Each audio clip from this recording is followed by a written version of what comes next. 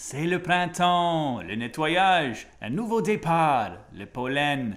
Aujourd'hui, on est prêt à faire une liste des tâches.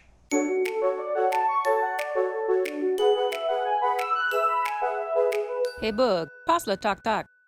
Je t'ai fait une liste des tâches pour faire en sorte que le français et les francophones aient l'ombre d'une chance en Louisiane actuelle.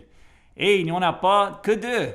Bâtir la communauté et créer en français. Les deux tâches sur cette liste ont des mini-tâches et certaines des mini-tâches ont des petits bébés tâches. On s'en fout. On commence. Première tâche, bâtir la communauté. Il y a beaucoup à faire, mais la bonne nouvelle est que tu n'as pas à faire cavalier seul. Il faut tout un village. Tout d'abord, il faut t'exposer comme francophone francophile. Lève la main en déclarant « Moi je parle français », même si c'est plutôt un but pour toi, même si tu as encore beaucoup de chemin à faire.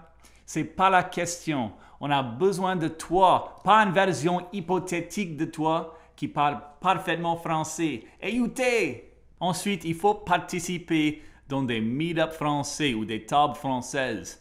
Des meet-up français ou des tables françaises, ils sont des espaces sûrs où le monde se rassemble typiquement dans un café ou une bibliothèque à cette heure sur Zoom pour parler et partager en français sans forcément un objectif ou une leçon à apprendre. Il y en a beaucoup en Louisiane et le Conseil pour le développement du français en Louisiane garde une liste des heures et des lieux, dont un lien est dans la description. Il faut choisir un réseau d'amis où vous autres ne parlez que le français. Vous autres pouvez vous envoyer des messages textos ou messages privés en français. N'hésitez pas de parler en français en public. Faites connaître le monde qu'il existe des francophones dans le voisinage. Je vous encourage aussi dans cette quête de soutenir des entreprises francophones pendant que vous autres pratiquez votre français en public.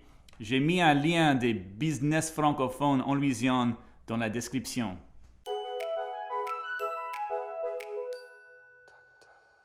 Et la deuxième tâche, créer en français.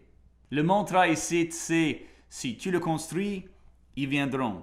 On ne doit pas demander la permission.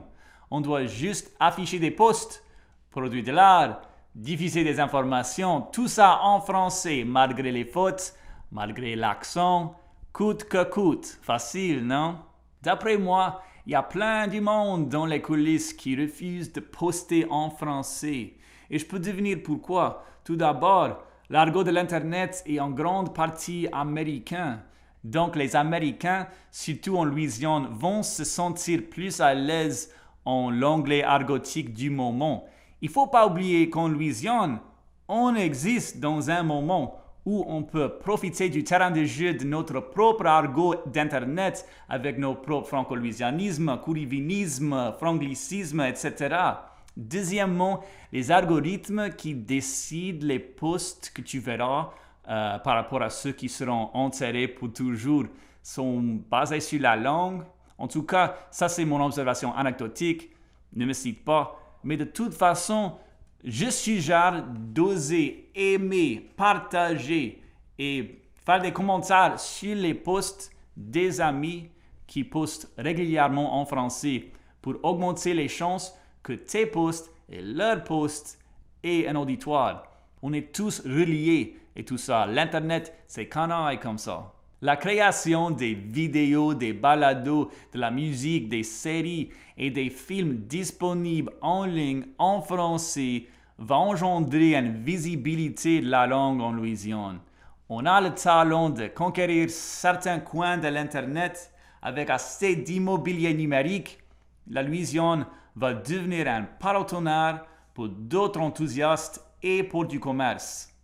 Comme j'ai dit, on ne doit pas demander la permission, mais si on est là, on leur donne la permission de s'établir ici. Mais tu parles de bâtir la communauté et de créer en français. Cet épisode ici était sponsorisé par l'Union française de la Nouvelle-Orléans, pour qui on a une petite annonce à cette heure. L'épisode d'aujourd'hui est sponsorisé par les cours de culture Vive la France de l'Union française. Vive la France s'agit d'une série de discours concentrés sur des régions de la France, leurs histoires, leur culture et leurs coutumes. Chaque discours est jumelé avec des dégustations de vin. Le thème pour ce printemps sera la Champagne. Vous pouvez rejoindre cette série en 3 parties pour en apprendre plus sur l'ancienne province de la Champagne et sa fameuse boisson pétillante. Tous les cours sont en ligne et la première session est le 13 avril. Pour plus d'infos et pour vous inscrire, visitez l'unionfrancaise.org. Faites-le aujourd'hui! Ok, enfin, c'est tout pour aujourd'hui, mais on aimerait connaître quoi tu penses. Laissez-nous savoir dans les commentaires. On va se voir bientôt. Soignez-vous autres.